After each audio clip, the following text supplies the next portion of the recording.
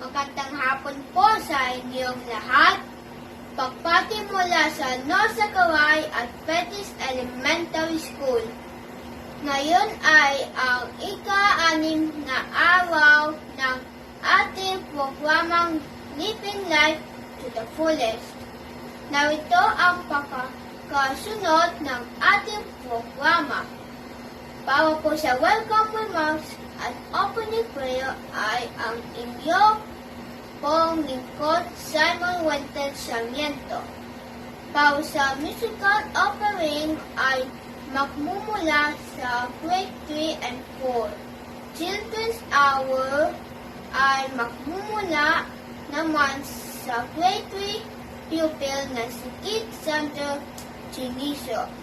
Ang health tips naman ay magagaling kay Miss Megan Joyce Sarmiento. At ang magbibigay ng mensahe ngayon hapon ay walang iba kundi si Ginang Liwayway Patlagtas.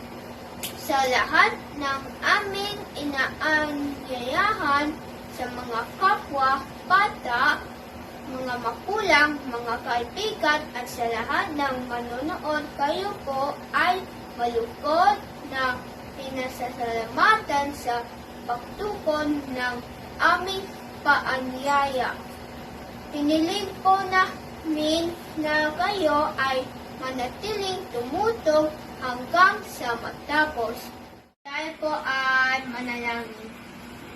Amang Banal na makapangyarihan po sa lahat, kami po ay muling nagpapasalamat sa iyong walang humpay na pagmamahal sa bawat isa sa amin. Ngayon po ang ika-6 na araw ng aming online evangelism program ay amin pong inilapit sa inyong nawa po ay kapayan po ninyo ang lahat ng mga na may mga bahagi at magampanan ito ng maayos at maging pagpapala sa mga manonood at makikinig. Tulungan niyo po kami na patuloy kaming sumunod sa inyo at maipahagi sa iba ang mga pangako na inihandog ninyo para sa amin. Ito po ang aking dalangin sa pangalan ni Jesus. Amen.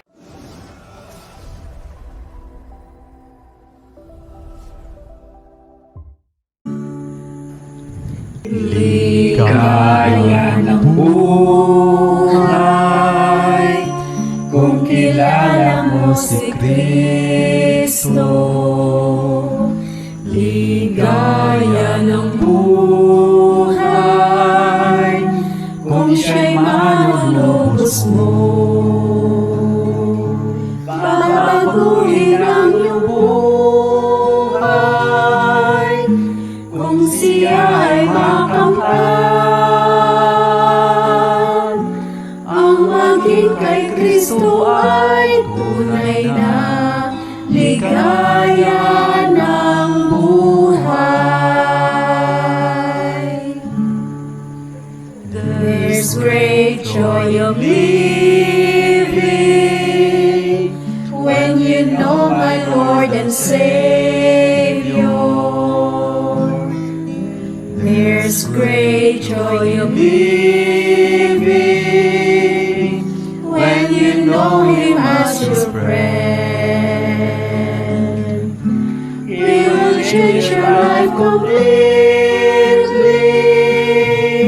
and with Him will always be joy unspeakable in life. Great Christ Jesus, Savior, Lord and King. Babaguhin ang iyong buhay kung siya ay makamtan. Ang maging kay Kristo Kristo ay tunay na ligaya ng buhay.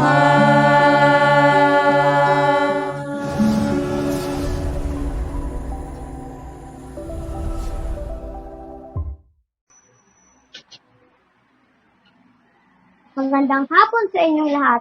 Alam niyo ba kung paano ginagawa ang mga bangka at barko? Sinuway ay gumawa ng ata o malaking bangka. Siya ay inutusan ng Diyos upang gawin ito.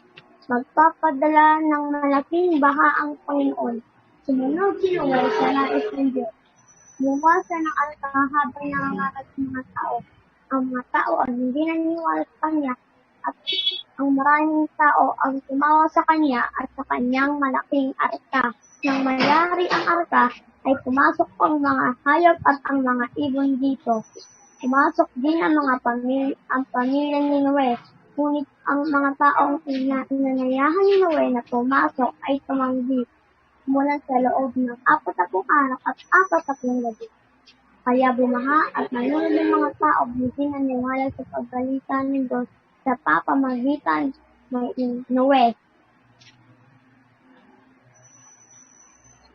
Our memory verse for today is from Psalm 143 verse 10. It says, "Me to do your will, for you are my God."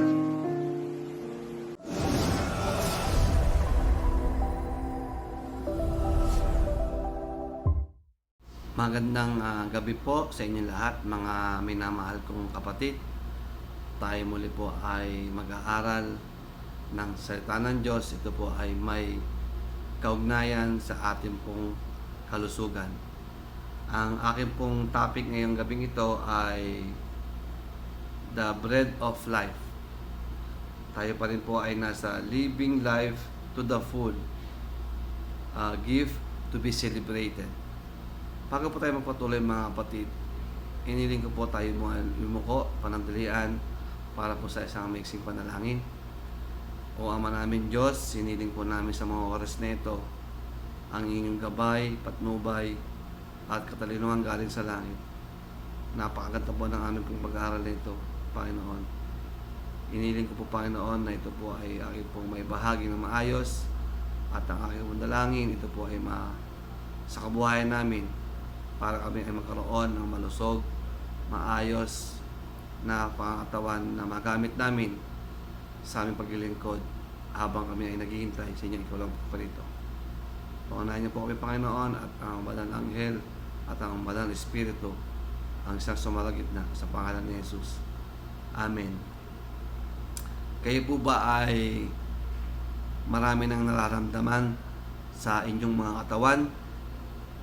Parang kayo po ay edad 20, 30 anyos, pero ang inyong katawan ay parang napakabigat.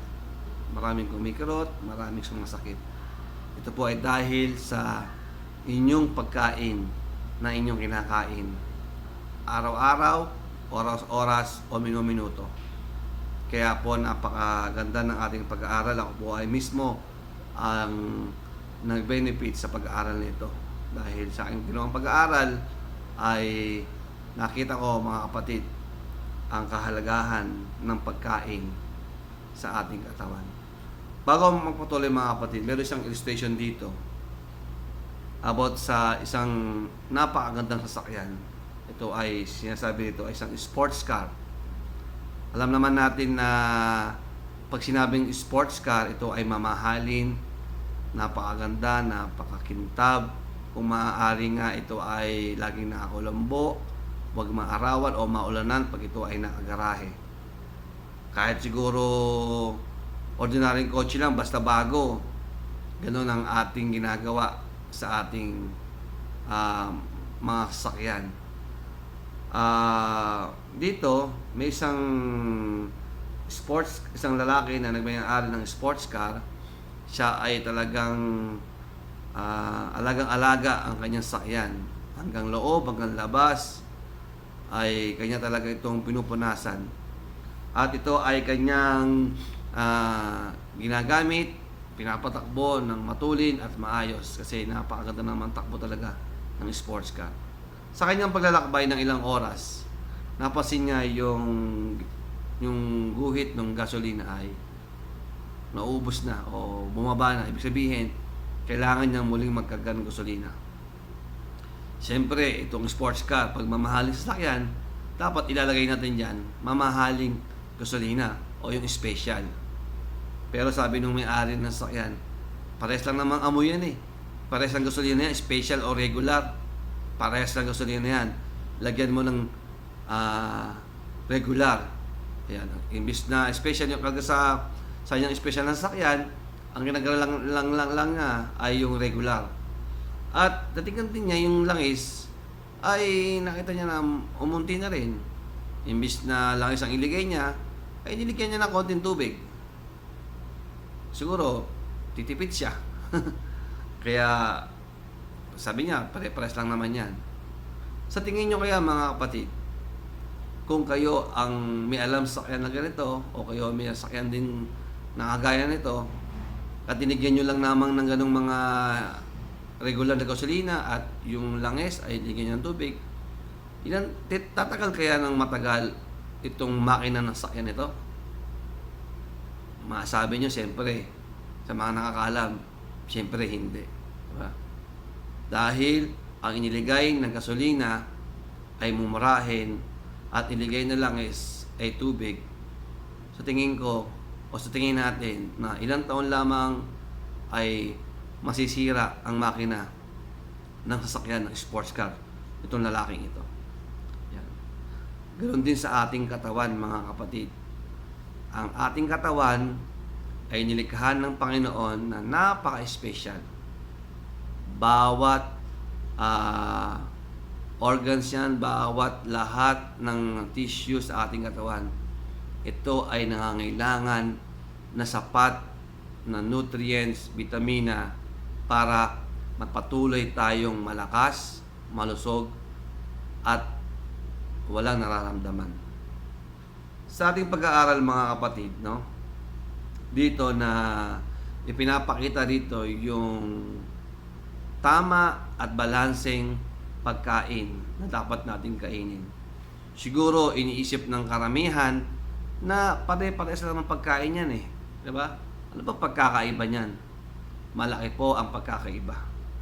Dito po sa ating pag-aaral, itinuturo mismo ng ating Biblia, ng ating Panginoon, kung ano ang nararapat na kainin na special na pagkain para sa special na katawan na nilikha na katulad ng ating Panginoon. Kaya dito, mga kapatid, kung ating pong re-reviewin yung creation ng ating Panginoon, no? Sa ikatlong araw, nilikha ng Panginoon ang mga puno, mga halaman, mga buto, mga grains, mga nuts. Inisip ko ng Panginoon na ito ang mas kailangan ng tao o ng mga hayop na kanyang lilikain sa ika-6 na araw, no? Malayo pa lang, mga kapatid, no? Ikatlong araw, sa ika-6 na araw, nilikha ng Diyos ang tao at mga hayop na gumagapang sa lupa. Dahil alam ng Panginoon na hindi mabubuhay ang kanyang mga espesyal na nilikha, lalo ng mga tao, kung wala ito sa mundo, sa creation. Number 1, yun po talaga ang original diet na ibinigay ng ating Panginoon. Sabi nga po sa Biblia, sa let's read, sabi then God said, let the earth bring forth grass, the herb that yields seeds, and the fruit tree that yields fruit according to its kind, whose seeds in itself on earth. And it was so. And the earth brought forth grass, the herb that yields seeds according to its kind, and the tree that yields fruit, whose seeds in himself according to the kind. And God saw it was good. Ito po ay mababasa nyo sa sa Genesis chapter 1 verse 11 to 13. So the evening and the morning were the third day. Ayan. Kaya mga kapatid, no, na ang pagkain ng ganitong mga uri ng mga nilalang Panginoon, yung herbs, grains, na makakapagsabi na ito magbibigay ng kalakasan ng ating katawan. Naalala niyo po ba yung panahon ni Noah na sila ay gumawa ng napakalaking arko? No? Nung mga panahon ay wala pang mga makina na mga pagputol ng puno, pagbuhat ng mga puno. Pero ang mga tao na yon ay malalakas. Masisigla. Ano ang kinakain nila before the flood? Yun nga po yung mga original diets, yung fruits, vegetable, grain, and nuts. Yun po ang talagang ang pagkain ng tao na nagbibigay ng kalakasan. Summarize ko lang po ito kasi ito ay napakahaba. Ibibigay ko lang po yung 5 essential food groups. Ano po yung 5 na dapat na kainin natin ang una mula number 1 hanggang number 5. Sabi dito, yung number 1 po ay cereals and grains. Babasahin ko na po ito kasi wala dapat tayong ma-miss sa aking sa number 5 na to. Sabi dito, this should form the foundation of our diet. They include whole grain breads, pastas, rice, and corn. They are rich in dietary fiber and complex carbohydrates, as well as an array of vitamins and minerals when taken from unrefined, not white, sources. Depending on a person's age, weight, and activity levels, 6 to 12 servings from this group should be consumed each day. Dapat mga kapatid, yung ating rice, dapat kung maaari, brown na. Kaya sinasabi ko sa wife ko na kung maaari ay yung kakainin ng rice ay brown na. Kung sa mga bata pa siguro, unti-unti kasi baka hindi pa makain, at least magsimula doon sa aking asawa na si Ma'am Glenda. Number 2, fruits and vegetable. These foods come in a wide variety of colors, flavors, and textures, and are the richest sources of the protective phytochemicals, antioxidants. Sabi ng phytochemicals, yung sabi ng antioxidants, ito ay anti-cancer, anti-diabetes, anti-sakit, anti sa lahat ng sakit, no? Anti-cholesterol, anti-high blood, and many vitamins and minerals. Depending on body size, age, and activity levels, at least 5 to 10 servings of these foods. Yan. Kayo po ba ay laging kumakain ng mga prutas, vegetable, araw-araw mga kapatid? Ito po dapat ay wag mawawala sa ating diet. Number 3, legumes, nuts, and seed. Yan. Legumes such as beans, peas, and lentils are important source of good protein, along with minerals, vitamins, and other protective elements. 3 to 5 serving of this should be included in daily diet, depending on person, age, and weight. No? Ito po talaga ang isa sa mga dapat na wag din mawawala sa ating diet. Itong number 4 mga kapatid, yan, dairy and eggs. These animal sources of food provide many important nutrients including calcium and vitamin B12. Vitamin B12 is found only in animal products and prevents pernicious anemia and neurological disorders. It also promotes normal cellular division. Individuals who choose not to consume any animal products need to eat food fortified with sufficient vitamin B12 or take it in supplements form.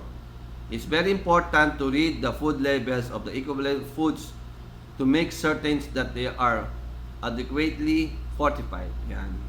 Kaya, siguro, dairy and eggs, konti-unti lang mga kapatid. And number 5, fats, oil, sweets, and salt. These foods are required only small amount. The essential fats and sodium are necessary for optimum health. Iodine is necessary trace minerals is easily supplies if iodized salt is used. It also can be obtained from sea salt, seaweeds, or supplement. Ito po, refined sugar is not required for good health, yung white sugar. But small amounts and palatability and flavor to our food. Yan. One of the most important keys to eating a balanced plant-based diet is selecting a variety food whose color, textures, and flavor add interest to the diet. Yan. Kung kakain tayo ng prutas, mga kapatid, wag naman palagi saging, orange yan nakikita sa ating lamesa na asawa din yan. Kung ano po yung napapanahon na prutas, ay yun ang dapat natin kainin. Kagaya ngayon, ano ba napapanahon ngayon? Pakwan, melon, saka mango, di ba? At ano pa yung mga ibang prutas na iba-iba na dapat natin kainin para hindi din sasawa ang ating mga anak. Kung palagi mansanas na lang at orange ang nakikita sa pagkainan. Ayan. Kaya dito, sinasabi po dito importante rin po sinasabi ni Apostol Paul.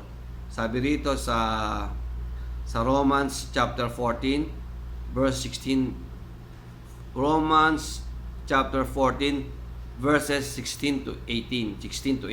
Sabi rito, therefore, do not let your good be spoken of as evil, for the kingdom of God is not eating and drinking, but righteousness and peace and joy in the holy city.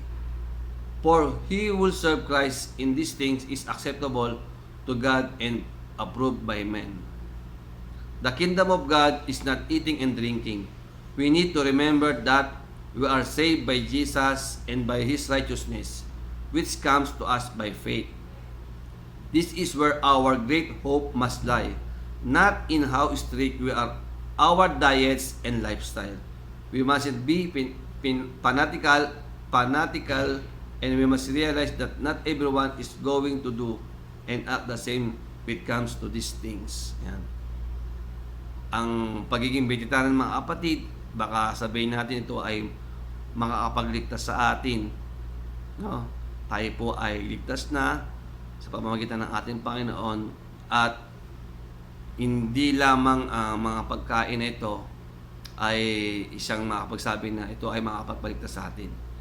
Ang pinakamahalaga ay tayo ay nananampalataya sa Panginoon at tayo ay sumusunod sa kanyang mga pinag-uutos. Ang itong balanced diet na binibigay sa atin ng Panginoon, ito ay makakatulong lamang para tayo ay maging malakas, malusog.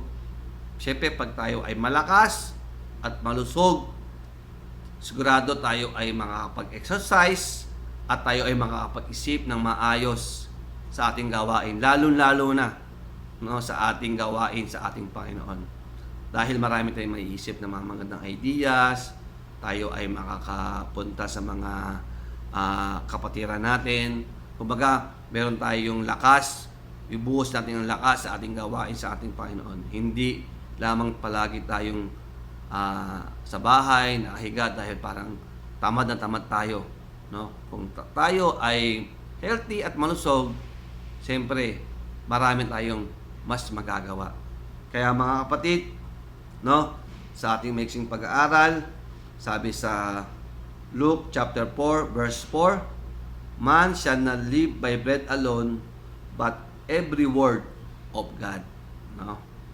Ang pinakamahalaga pa rin, mga kapatid, ang pag-aaral ng ating salita ng ating Panginoon.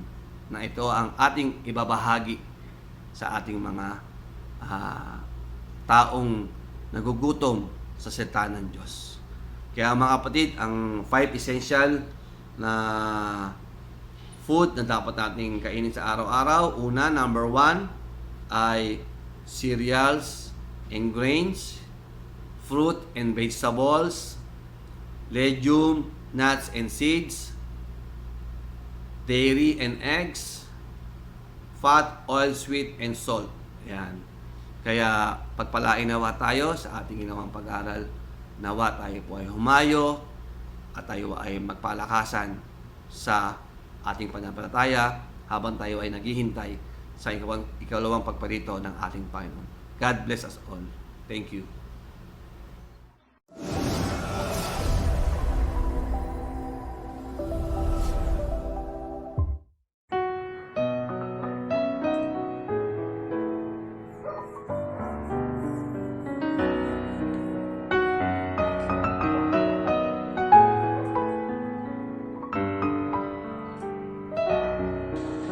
It takes a lot of growing for a tree to reach the sky. It takes a lot of rain to help it grow. It takes a lot of rain for a child to catch the wind. It takes a lot of walking to learn to run, and I'm growing in Jesus, getting stronger each and every day and every way. 'Cause Jesus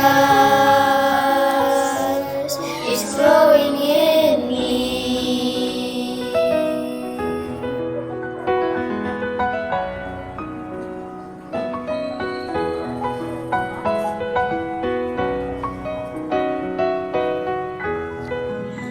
Many times I've been discouraged when the rain got in my way.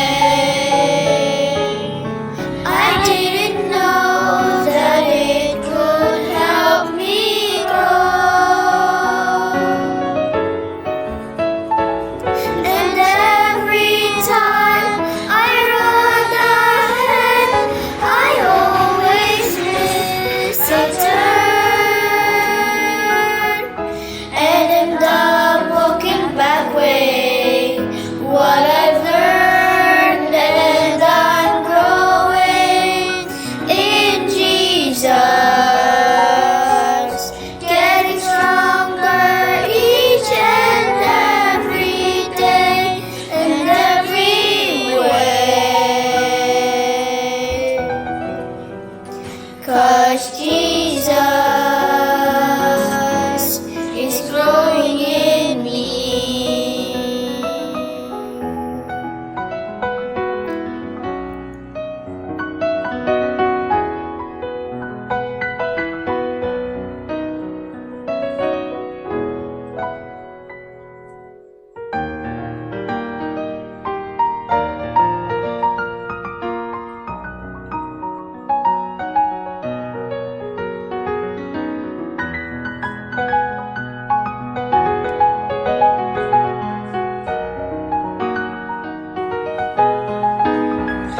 And I'm growing in Jesus,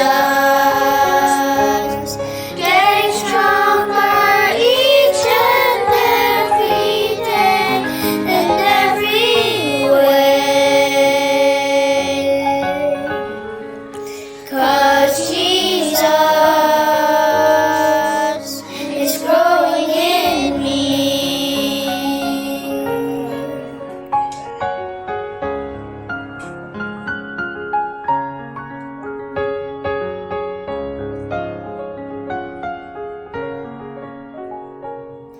Cause Jesus is growing in me.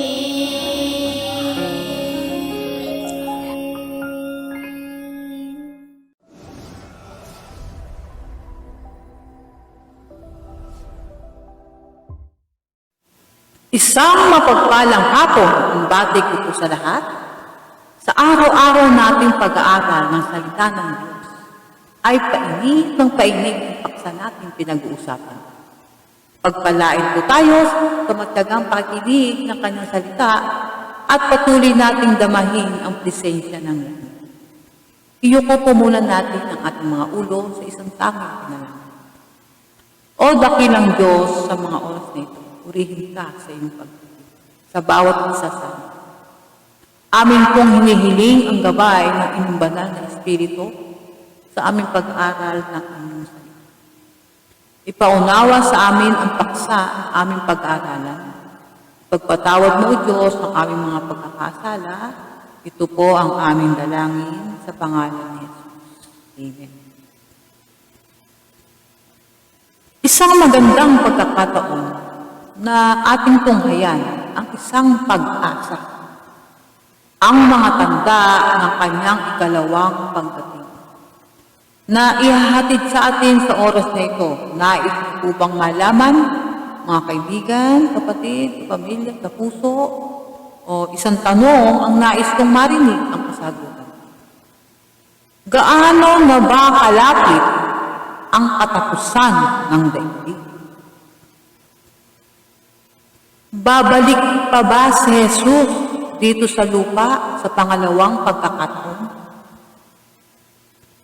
Makasisiguro ba tayo? Ang mga katanungan na binasa natin ay kailangan nating maunawaan at sa gayon ay nagkaroon tayo ng pag-asa kay Kristo. Siya ay darating tulad ng ipinangako niya. Mga kaibigan, nais niyo po bang makasalubong sa kanyang pagdating? Binabanggit po sa kasulatan sa Hebreo 9:28. Ang sabi ganito, at gayon din naman si Kristo na inihandog na minsan upang dalhin ang mga kasalanan ng marami. Sa ikalaway, pakikita na hiwalay sa kasalanan sa ikaliligtas ng mga nagsisipagpuntay sa Kanya. Napakaliwanag po ang sinasabi. Siya'y paparito sa ikaliligtas na nagsisampalataya sa Kanya. Praise God! Amen. Ang tanong po ay ito. Ang pangalawang pagparito po ba ni Kristo ay lantad sa paningin ng lahat ng tao o sa mga piniling grupo lamang? Narito po ang sagot ng kasulatan. Narito, siya'y pumaparitong nasa mga alapaap. Apokalipsis 1:7. At makikita siya ng bawat mata at nang nangagsiulos sa kanya at ang lahat ng mga angkan sa lupa ay magsisitagpoy dahil sa kanya. Gayon din siya nawa. Aha, sinasabi na pagdating ni Jesus, ang bawat mata ay makikita siya. Magiging ang umulos sa kanya. Nang sa panahon na siya ay nakabayubay doon po sa cross, ay may sundalong umulos sa kanyang tagliran. Maging siya ay makakita sa kanyang pagdating. Walang di makakita lahat ng angkan at ngiti. Ang maganda po ring malaman na sinong makakasama ni Jesus sa kanyang pangalawang pagdating at bakit. Datapwat, pagparito ng anak ng tao na nasa kanyang kalwalhatian, nakasama niya ang lahat ng mga anghel kung magkagayoy luluklok siya sa luklukan ng kanyang kalwalhatian. Mateo 25:31. Kasama po niya ang lahat ng anghel, kasama din sila sa ikalawang pagparito. Maluwalhati ang kanyang pagparito, kasama niya ang libo-libo at taksalak ng anghel sa langit. Ang tanong po sa atin ay, ano ang layunin ng pangalawang pagdating ni Jesus dito sa lupa? May layunin ang pagparito niya. Pagkat ano pa ba ang kahulugan ng buhay natin sa lupang ito na puno ng kasalanan, kahirapan, pangamba, na magkaminsan nawawalan ng pag-asa, subalit may nilaan naman pala sa atin ang Panginoong Diyos. Alamin po natin ang kasagutan. Ang sabi po sa Apokalipsis 22:12, narito, ako'y madaling pumaparito at ang aking gantimpala ay nasa akin, upang bigyan ng kagantihan ang bawat isa ayon sa kaniyang gawa. Yan naman pala upang bigyan ng gantimpala ang bawat isa ayon sa kanyang gawa. Ibibigay ang gantimpala sa kanyang pagbabalik. Marahil maitatanong nyo, anong gantimpalang pagkakaloob sa mga naghihintay sa Kanya? Katotohanan sinasabi ko sa inyo, ang sumampalataya ay may buhay na walang hanggan. 1:6-47. Napakaliwanag po ang sinasabi. Ang sumampalataya ay may buhay na walang hanggan. Kaya po sampalatayanan natin ang kanyang pangako na magkaroon tayo ng gantimpalang buhay na walang hanggan. Maaari natin itanong, kailan pangyayari ang kanyang pagdating? Minsan po sa mga anak natin at umalis tayo, magtatanong ng anak, mami o daddy, kailan po kayo uuwi? Maaari tayong magbigay ng taktang oras kung kailan tayo babalik. Maaring magbigay din tayo ng signs para malaman niya na malapit na tayong dumating. Ang pagparito ni Jesus ay may ibinigay na mga tanda. Mga tanda sa huling mga araw. Yan po ang pag-uusapan po natin. Ang ilan sa mga mahalagang tanda na kanyang ikalawang pagdating. Una, mga digmaan at kaguluhan. Mga kaibigan, magulang, ang digmaan at kaguluhan ay madalas nating naririnig sa mga balita, sa radyo, TV, at sa pagtungkay natin sa internet. Tulad na lamang nito. Diffusing the nuclear threat, na ang banta ng paggamit ng nuclear ay masolusyonan. Matagal na pong panahon, ang ibang bansa ay nagde-develop ng nuclear weapons.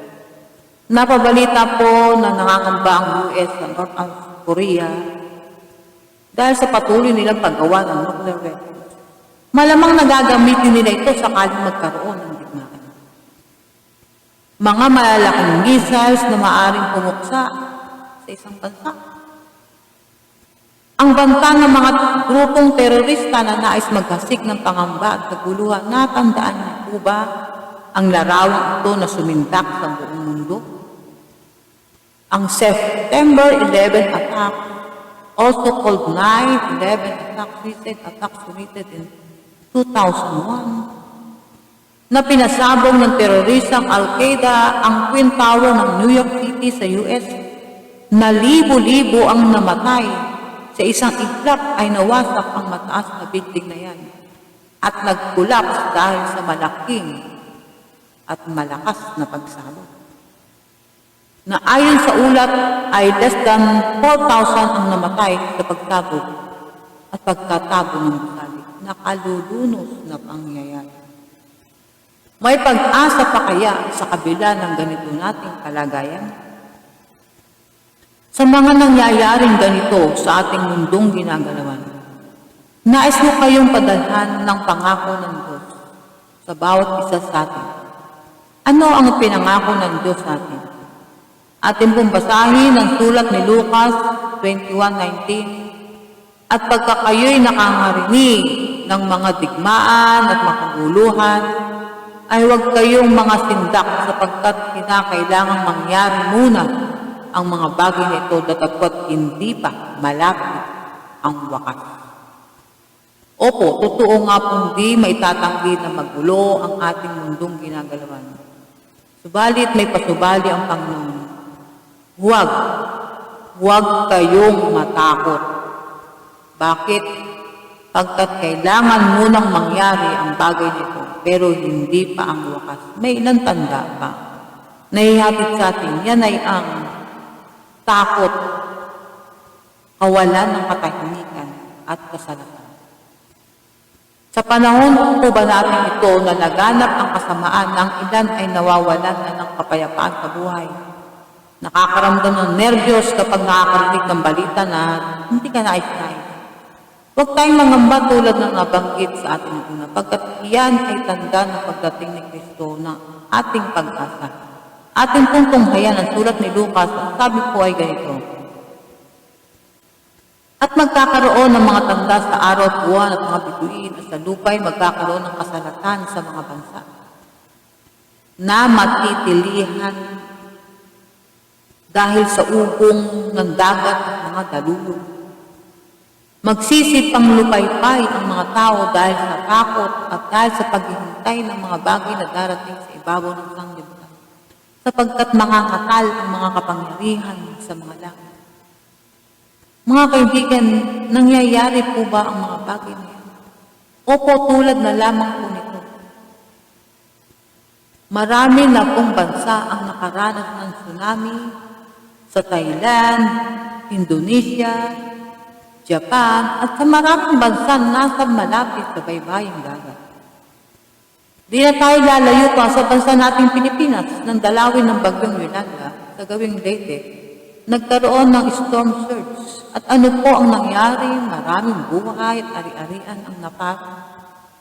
Hanggang sa ngayon ay patuloy pa rin silang bumabangon ng ating mga kabayan sa gawing Kabisayan. Sa pinsalang sinapit ng marahas na dalawin. Naranasan po ba natin ang mga ito? Opo, anong pa nga po ba ang itong naranasan nating pandemya na pinaigting pa ng kagutuman sa buong mundo na dulot ng coronavirus? Na ang mga tao ay nag-aalala kung makakaahon pa ba sa sakit na ito ang buong mundo. Lalo pa pong naghirap ang mga Pilipino dahil sa dulot na kinaharap nating pandemic. Maraming Pilipino sa ngayon ay nagugutom kung kaya ang iba ay nakagawa ng krimen upang may panustos sa kanilang kumakalam at iba kanilang pangangailangan. Ang kawalan ng tirahan. Sang-ayon po sa findings, 2 in every 3 families own the house and lot they occupy. At number of hungry Filipinos almost double as pandemic days. Ang ayon po yan sa SWS. At ano po ang pangatlong tanda? Paglawak ng karunungan. Alam niyo po ba nakakamangha ang panahon natin na sadyang napakabilis ng mga pagbabago dahil sa mga pagtunlad ng panahon. Maraming imbensyon na natuklasan pagkat gusto ng tao na mapadali ang buhay. Gusto ng tao na maging maalwan ang buhay, isang click lang na andyan agad. Isang ayon po sa pag-aaral. 80% ng lahat ng karunungan sa mundo ay nasa huling dekada. Ngayon, sa pagkakataon na ito na sa huling dekada, iba ang mga kabataan ngayon. Mapansin natin na sa larangan ng technology, mas maalam sila kaysa matanda. Maraming mga talinong mga bata sa panahon ngayon at maging nung una pa mga kabataan. Malalaking imbensyon tulad na lamang nito. Sino ang nag-imbento ng aeroplano? Di po ba mga Wright brothers? Nakakamanghang isipin na ang isang mabigat na bagay na ito ay napalutang nila sa langit. Ilan lang po yan sinasabi sa Daniel 12:4. Nasabi daw na, ngunit ikaw, O Daniel, isara mo ang mga salita at tatakan mo ang aklat hanggang sa panahon ng kawakasan. Marami ang tatakbo ng paruot parito at ang kalaman ay dadagat. Yan nga po ang sinasabi ng Biblia, kung kaya't di tayo dapat magtaka na napakalago na ng kaalaman sa panahon. Dahil yan ay nasusulat sa Biblia. Use of satellite, wireless internet technology. Kaya tayo ay may magandang komunikasyon ay dahil sa mga satellite na nakalutang sa kalawakan na siyang kumukonekta sa communication system para mapadali ang komunikasyon. Ano pa po? Ang pagbagsak ng moralidad, pagbaba ng espiritualidad. Mga kaibigan, magulang, kapatid din niyo po napansin na pababa ng pababa ang moral at espiritualidad ng tao. Nandyan ang prostitusyon, abortion, pagsasama ng kapwa lalaki, kapwa babae, bilang kasama. Tumataas ang bilang ng bata, babae, ang naabuso. Datapot, sabi dito, alamin mo ito na sa mga huling araw ay darating ang mga panahong mapanganib na may anyo ng kabanalan, datapot tinatanggihan ang kapangyarihan nito. Lumayo ka rin naman sa mga ito. 2 Timothy 3:15. Lubhang napakasama ng paligid. Ang dalangin natin mga kaibigan, magulang na, huwag tayong madamay sa kasamaang nakapaligid, na malayo ang mga mahal natin sa buhay, sa mga bagay na di nakalulugod sa ating Panginoon. Ang isa pong tanda na nakababahal ay ang pagkahumaling sa kalayuan. Ano po ang binabanggit ng kasulatan sa 2 Timothy 3:14? Sabi ito, tatapot alamin mo ito na sa mga huling araw ay darating ang mga panahong mapanganib. Mga lilo, mga matigas ang ulo, mga palalo, mga maibigin sa kalayuan, kaysa mga maibigin sa Diyos. Ano po ang sabi? Magiging matigas ang ulo, lilo, palalo. Magkamisang napansin natin yan, mga katigasan ng ulo. Kung alin ang bawal sa ginagawa, tulad na lamang sa ngayon sinisisi ang pagtaas ng bilang ng COVID positive ay dahil sa katigasan ng ulo ng ilan. Marami rin mga tao ang mga manloloko. Pangangakuan ka na isang magandang oportunidad o pagkakataon na guminhawa para makakuha ng pera sa iyo, ang kapalit mo pala ay wala. Nanloloko lang pala. Maraming klaseng pandaraya. Ang ilan naman ay nalululong. Sa tulad nito, bisyo, alak, kalayawan na sumisira sa kanilang pagkakataon. Isa pang tanda na madalas natin nakikita ay ang pagtaas ng pagkuluhan, pagdanak ng dugo, krimen at dahas. Maraming tandang binabanggit ng Biblia na ito ay talamak na nakikita natin sa araw-araw na noon pag nakabalita tayo ng mga samang balita ay matagal na ang pag-usapan, abutin ng ilang araw, linggo, buwan kaya. Subalit sa panahon na ito ay parang pangkaraniwan na lang sa atin ang makarinig ng paguluhan, pagganap ng dugo, at iba pang krimen. Di po ba yan ang madalas nating narinig na balita sa radyo, TV, at maging sa internet? Magkamisan, ayaw ko nang magbukas ng TV pagkat kung ano na lang ang masamang ng pangyayari ang nakikita mo. Krimen, patayan, ito na lamang nakaraan na may 9 na tao ang pinatay dahil napagkaamalan di umano na mga terorista.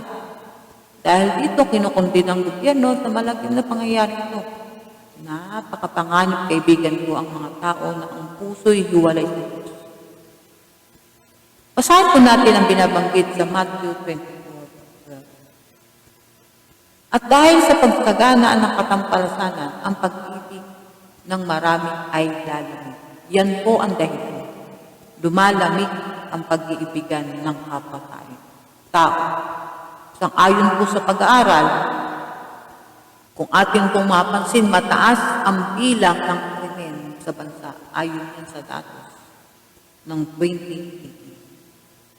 At ang malaki na kabahala dito ay ang pagtaas ng bilang ng paggamit ng illegal drugs na yan. Ang isa sa mga nagiging dahilan ng pagtaas ng krimen. Killing in Philippines up 50% during pandemic. Tumaas po ang krimen. Ang sumunod na tanda ay ang nakapanlulubuman ng ating nasasaksihan sa ating paligid at maging sa labas ng bansa. At maaaring higit pa sa naranasan natin. Ang Panginoon na nagdaan ng isang pag-asang pabalita sa buong sanlibutan. Na ito nga po yung huling tanong na isang mahalagang pabalita sa sanlibutan sa mga huling araw. Na ito ang pabalitang magbibigay sa atin ng panahon upang pag-isipan kung ano ang pabalitang ito. Ito po'y mabasa sa Matthew 24:14. Nang sabi at ipangangaral ang ebanghelyo ito sa kaharian ng buong sanlibutan sa pagpapatuo sa lahat ng mga bansa. Kung magkagayoy, darating ang wakas. Kaibigan, ang mabuting balita na si Kristo ay malapit ng dumating ay nakakalat na sa buong sanlibutan. Lalo pa nga ngayon na ang tao ay nakatutok sa internet na kahit sa ang sulok ng daigdig ay maaaring marinig ito ng ilan na di pa nakakaalam ng pabalita. Kung kaya't ang tanong sa atin, ako ba ay handa sa kanyang pagbabalik? Kaibigan, may pasubali ang Diyos sa atin. Yan ay ating mabasa sa sulat ni Juan 6:37. Ang lahat ng ibinibigay sa akin ng Ama ay magsisilapit sa akin at lumalapit sa akin sa anumang paraan ay hindi ko tataboy. Napakaamong panunuyo ng Panginoon nasa inyo at sa akin, sa ating lahat. Wala siyang tataboy, pati lumapit. At kung sakaling makalapit na tayo sa Kanya, anong binabanggit sa 1:1? Sapagkat ang lahat na sa Kanya ay nagsitanggap ay pinagkalooban sila ng karapatang maging anak ng Diyos. Sa makatwid bagay ang mga nagsisampalataya sa Kanyang pangalan. Ano po sabi? Lahat ng nagsitanggap ng ay pagkakalooban ng karapatang maging anak ng Diyos. Sa mga nagsisisampalataya sa Kanyang pangalan. Praise God! Tayo na makasalanan tawagin anak ng Diyos kung tayo ay sasampalataya sa Kanya. Mga kaibigan, matapos niyong maunawaan ang bagay na ito, ano ang inyong tugon? Paniniwalaan mo ba ang mga tandang nilahad sa atin upang sa gayon? Tayo ay makapaghanda sa ikalawan niyang pagdating. Maaaring tanong natin, paano kung hindi ako handa? Anong posibilidad na mangyari? May panganib na posibleng mangyari kung kaya't dahil mahal tayo ng Diyos, naghayag siya ng babala. Mabasa po natin yan sa Matthew 24:44. Kaya nga kayo'y magsihanda naman sapagkat paririto ang anak ng tao sa oras na hindi ninyo iniisip. Kaibigan, pinaghahanda po tayo pagkat ang pagdating niya ay sa oras na hindi natin iniisip. Tulad yan ng kamatayan na tanging Diyos lamang ang nakakaalam kung hanggang kailan at ang lalagi natin sa lupang to. Kung kaya't hanggang may panahon pa, tayo po ay maghanda. Sundin ang kalooban ng Panginoon, sampalatayan, tanggapin si Jesus, bilang tagapagligtas, na magkagayon pag nahayag niya siya sa langit. Tayo po ay makasalubong at makakasama sa langit na bayan. Hindi ito marahil na magsasabi, bundok, tabunan mo ako, ayoko makita, ang dumarating. Yan po mabasa ko sa Apocalypse 6:16. At mapalad ang mapasama sa ikalawang pagbabalik. Sinasabi sa Isaiah 25:9. Ganito ang sasabihin. Ito'y ating Diyos, hinintay natin siya. Tayo'y matuwa at mag-alak sa kanyang pagligtas. Opo, kaibigan. Naway isa ka na sasalubong, lulwalhati o purihan ang tagapagligtas mo at aagawin ka sa lupa at dadalhin sa langit na bayan. Si Jesus ang ating makasama sa walang hanggan. Si Jesus ang nagliligtas sa walang hanggan. Si Jesus ang nagtuturo sa atin kung paano mabuhay ng tama. Si Jesus ang nagpapatawad ng kasalanan. Mapalad ka, kaibigan, magulang, kapatid na makasama sa pagbabalik ni Jesus. Mapalad na manahin ang kanyang pangako na buhay na walang hanggan na doon ay wala ng hirap, sakit o sakit na COVID. Mabubuhay tayong matiwasay doon. Mga bagay na ating kinatakutan, kamatayan, ay wala na. Pagkat ang kukuhanin tayo na siyang nagbigay ng buhay na walang hanggan. Si Jesus ay muling darating humanda at siya ay sa likod. Pagpalain po tayong lahat sa pabalitan na ating narinig ngayong oras na ito. Hanggang sa muli, magandang hapon. Ligaya ng buhay kung kilala mo si Kristo.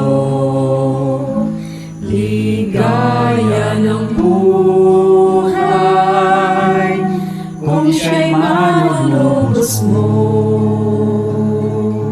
Babaguhin ang iyong buhay kung siya ay makamtan. Ang maging kay Kristo ay tunay na ligaya ng buhay. There's great joy of living when you know my Lord and Savior. There's great joy of living when you know Him as your friend. He will change your life completely, and with Him will always be joy unspeakable in life. Great Christ Jesus, Savior, Lord and King. Babaguhin ang iyong buhay kung siya ay makamtan. Ang maging kay Kristo ay tunay na ligaya ng buhay. Tayo po ay manalangin. Mapagpalang Ama Diyos na naghahayag ng mga pangyayaring darating sa iyo. Maraming salamat sa pabalita na aming napag-aralan. Itanim mo ang butil ng katotohanan. Tanggapin namin ang iyong pangako na ikaw ay muling darating na sa lupang ito na puno ng kasamaan ay may natatanaw kaming pag-asa. Salamat sa pagmamahal na ayaw mo kaming manatili sa ganitong kalagayan. Puspusin niyo ng banal na Espiritu ang lahat ng nakinig ng mensahe. Dalhin kami sa lubos na pagkaunawa at sampalatayanan namin si Jesus na aming tagapagligtas. Ito po ang aming dalangin sa matamis na pangalan ni Jesus. Amen.